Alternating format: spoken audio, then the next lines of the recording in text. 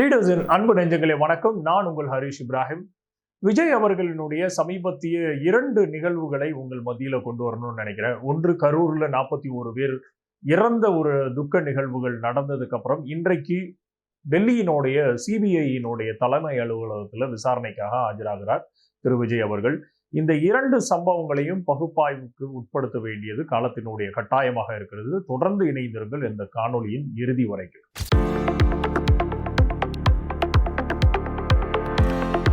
திரு விஜய் அவர்கள் கரூர் சம்பவத்துல மிகப்பெரிய ஒரு நற்பெயரை இழந்திருக்கிறார் அப்படிங்கிறதுல எந்த விதமான மாற்று கருத்தும் இல்லை. ஏன்னா அவர் ஒரு நடிகராக இருந்ததற்கு அப்புறம் தொடர்ச்சியாக பல்வேறு அழுத்தங்கள் கொடுக்கப்பட்ட பின்பும் கூட அமைதியாக இருந்த திரு நடிகர் விஜய் அவர்கள் ஏதோ ஒரு வித காரணத்திற்காக 2022-23 ஆண்டுகள்ல மிகப்பெரிய ஒரு அழுத்தம் பாரதிய ஜனதா கட்சியின் மூலியமாக கொடுக்கப்பட்டதாக உணர்கிறோம். ஏனால் அது வருமான வரித்துறையின் சம்பந்தமாக பல்வேறு வழக்குகளில் அவர் வாலண்டரியாக சிக்க வைக்கப்பட்டாரா அப்படிங்கிற ஒரு கேள்விக்குறிகள் இருந்து கொண்டேதான் இருந்தது.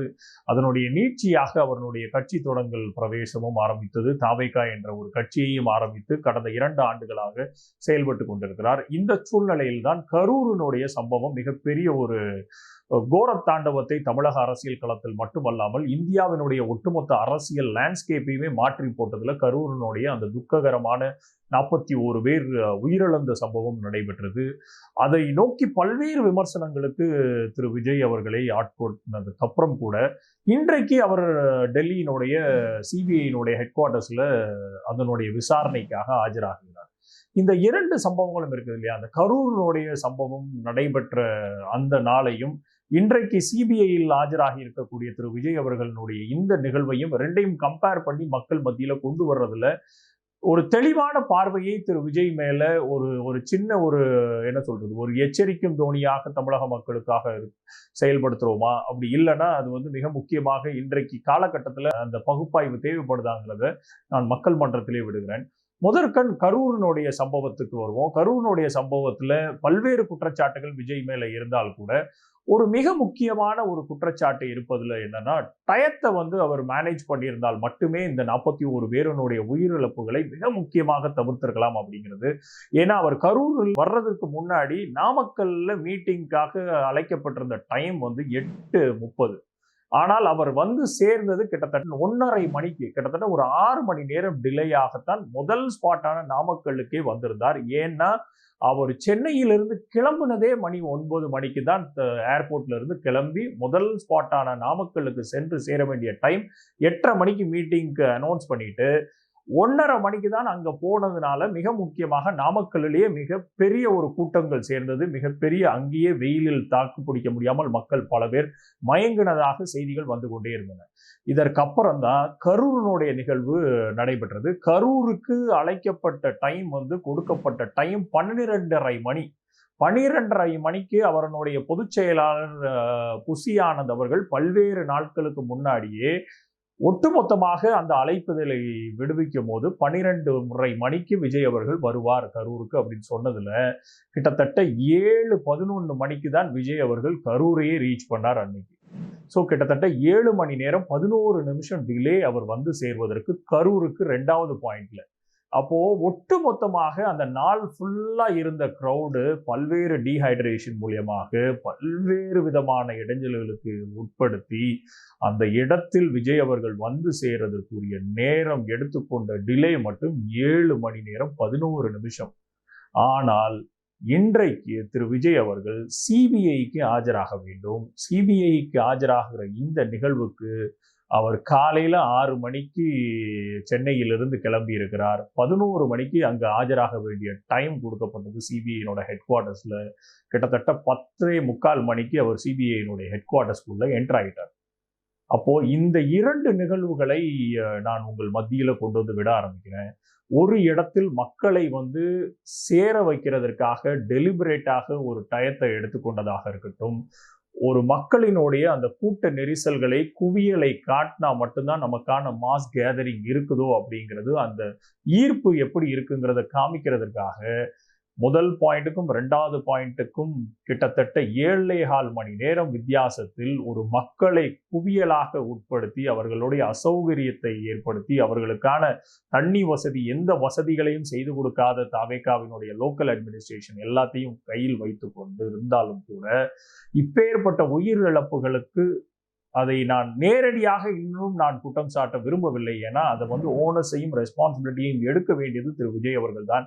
இந்த நிமிஷம் வரைக்கும் அந்த அந்த மரணத்திற்கான காரணம் நான் என்பதை ஒரு உள்ளார்த்தமாக அவர் எடுத்ததாக எந்த இடத்திலையுமே தெரியப்படுத்தவில்லை. இது எல்லாம் போக இந்த 2 விஷயங்களை தவிர்த்து வைத்துட்டு ஜனநாயகன் படத்துக்கு வாங்க. ஜனநாயக படத்தினுடைய ஆடியோ லான்ச் மலேசியால நடக்குது. அப்போ அந்த கமர்ஷியலாக அந்த கூட்ட அரங்கில் 80,000 பேரை கூட்டக்கூடிய நிகழ்வுல கூட முந்தின நாளே போய் மலேசியால தங்க ஆரம்பிச்சு அடுத்த நாள் அந்த ஸ்டேஜுக்கு கிட்டத்தட்ட 1/4 மணி நேரம் 1/2 மணி நேரத்துக்கு முன்னாடியே அந்த ஸ்டேஜுக்கு போயிடுறாரு. அப்போ எந்த மக்களுக்கான இம்பார்ட்டன்ஸை கொடுக்கறதுக்காக நான் பாலிடிக்ஸ்குள்ள வர்றேன்? தமிழகத்தினுடைய அரசியல் களத்துல திமுக, அதிமுக போன்ற பல்வேறு கட்சிகள் இந்த மக்களுக்கு ஆனதை எதையுமே செய்யவில்லை அப்படின்னு சொல்ற அந்த கட்சிகள் கூட அந்த மாவட்டத்தில் நடக்கக்கூடிய மீட்டிங்க்கு இவ்வளவு பெரிய ஒரு அசௌகரியத்தை ஏற்படுத்தி உயிர் பலியை ஏற்படுத்தினதாக வரலாறு இல்லை. ஆனால் நீங்கள் இந்த மக்களுக்காக ஒரு புதிய அரசியலை எடுத்துக்கொண்டு நான் வர்றேன்னு சொல்லும் போது உங்களுக்காக இருக்கக்கூடிய அந்த கூட்டத்தை, ரசிகர்கள் கூட்டத்தை, தொண்டர் கூட்டத்தை எவ்வளவு பெரிய ஒரு இடது கையால நடைமுறைப்படுத்துறீங்க, இடது கையால எப்படி அதனுடைய செயல்பாடுகளை நீங்கள் பண்றீங்க அப்படிங்கிறது இந்த 2 விஷயங்கள்ல இருந்து மட்டுமே நான் மக்களுக்கு கொண்டு வந்து நிப்பாட்டணும்னு நினைக்கிறேன்.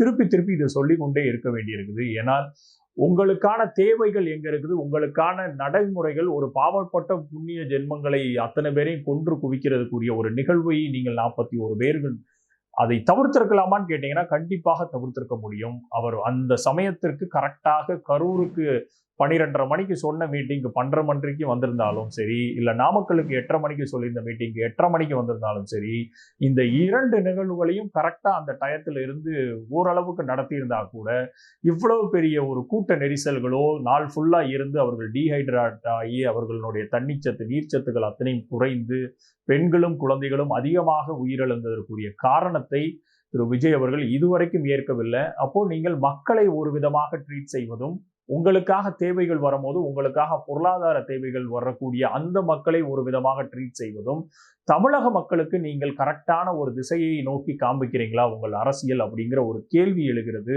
இதை எல்லாத்தையும் மீறி இன்றைக்கு என்டிஏவினுடைய கூட்டணியில் நாங்கள் தாவேகாவை இணைக்கிறோமா இல்லையாங்கிறது எங்களுடைய கேப்டன், வைஸ் கேப்டன், அம்பையர்கள்லாம் தீர்மானிப்பார் அப்படிங்கிறத திரு அண்ணாமலை அவர்களும் இன்றைக்கு சூசகமாக வெளியிட்டிருக்கிறார்.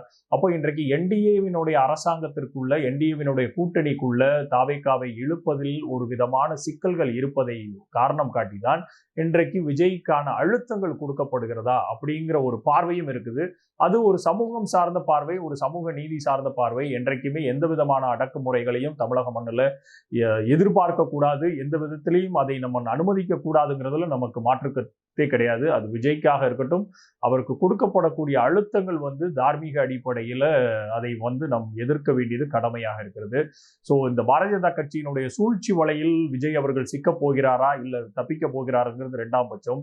ஆனால் விஜயே அவருடைய உள்ளுணர்வின் படி அவர் எப்படி கரூரினுடைய மக்களை, நாமக்கல்லினுடைய மக்களை ட்ரீட் செய்தார், இன்றைக்கு சிபிஐனுடைய என்கொயரிக்கு அவர் எப்படி அவரால் காலையிலே எந்திரிச்சு கரெக்டா டயத்துக்கு போய் சிபிஐனுடைய விசாரணை அமைப்புகள் முன்னாடி அவரால் ஆஜராக முடிகிறது என்றால் கரூர் மக்களினுடைய அந்த சாவிற்கு பொறுப்பேற்க வேண்டிய தார்மீக கடமையும் பொறுப்பும் விஜய்க்கு இருக்கிறதாக நான் பார்க்கிறேன். ஒட்டுமொத்தமாக தமிழக அரசியல் களத்துல விஜய்க்கு ஒரு மிகப்பெரிய ஒரு அக்கௌண்டபிலிட்டி ஃபேக்டர் இல்லை அப்படிங்கிறதை தெள்ளத் தெளிவாக இந்த 2 சம்பவங்களும் உணர்த்தது. மற்றும் ஒரு காணொளியில் உங்கள் அத்தனை பேரையும் சந்திக்கிறேன். நன்றி, வணக்கம்.